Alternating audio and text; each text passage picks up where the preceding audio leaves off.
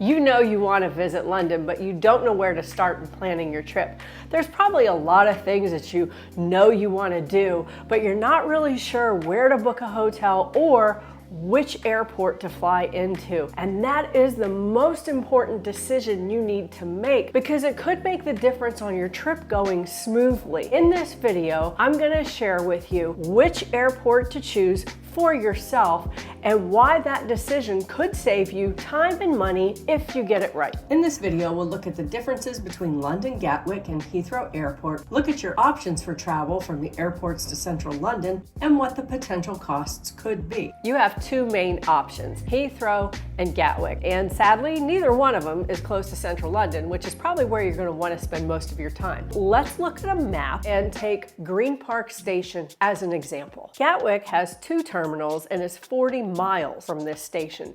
It would take an hour and 20 minutes to drive here. It does feel smaller when you arrive, which could be nice. If they're all open, Heathrow Airport has 5 terminals. It's 16 miles from Green Park Station and would take 45 minutes to drive to. If you're flying in on Christmas Day, you will pay premium for an Uber and most public transportation will not be operational. Let's start with the smaller airport that is further away, and that is Gatwick. This is what it would cost you to take a cab from Gatwick to Green Park Station. This is what it would cost to take an Uber. And if you can afford that kind of money, maybe you just want to get a private car. But I don't think most of us are in that situation. What I used to do was I took the Gatwick Express. That's a train that goes direct from Gatwick Airport to Victoria Station. It takes about 30 minutes. On Sundays, it takes 35 minutes. I say I used to do it because since COVID, it's been a little bit tricky because there's been maintenance and train strikes, so it's not exactly reliable. Anyone living in London or any big city for that matter will tell you you should always have a few ideas when planning how to get from one place to another. So let's look at what other options you have from getting from Gatwick Airport into central London besides a cab, Uber, a private car hire, and the Gatwick Express. If you're staying in the London Bridge area or King's Cross St. Pancras International, Thames Link and Great Northern run 4 times an hour with a journey time of between 30 minutes and 45 minutes. Here's a screenshot of a train ticket for Gatwick to London Bridge on Thames Link. One adult today is £13.20. Notice the disclaimer on the top of the screen about industrial action or strikes.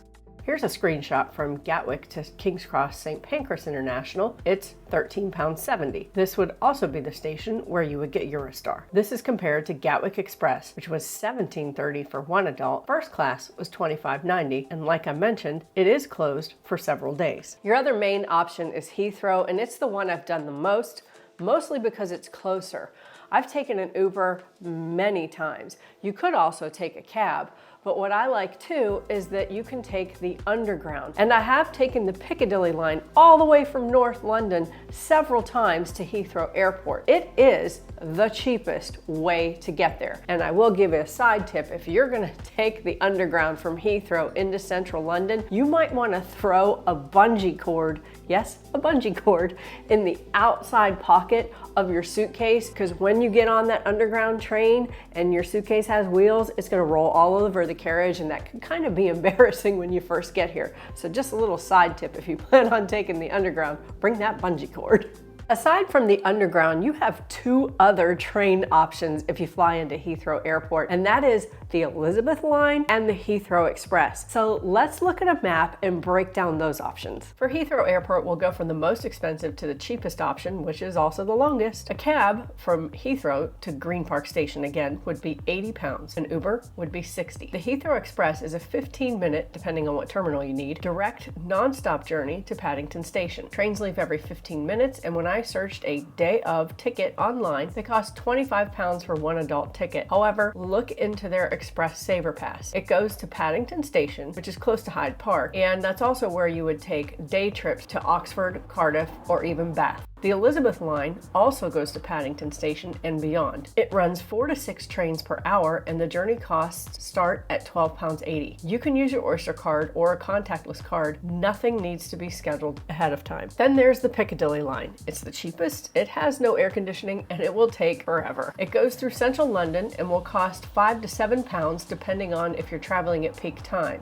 It takes about 50 minutes, and you'll want to sit at the end of a carriage so you have room to store your luggage. So looking at the tube and train map, this is Gatwick Express to Victoria Station. This is Gatwick to London Bridge on the Thames Link, and King's Cross St. Pancras International Station. This is the Heathrow Express to Paddington Station. This is if you took the Elizabeth line to Paddington Station, and this is if you took the Piccadilly line. It goes through central London all the way up to North London. What you need to do is look at your flight options and how much they cost, and now factor in what it's going to cost you in terms of time and money to get from the airport to where you're going before you book your flight. You do have 3 other options when flying into London, but I've never found them affordable or realistic when I'm flying in from America.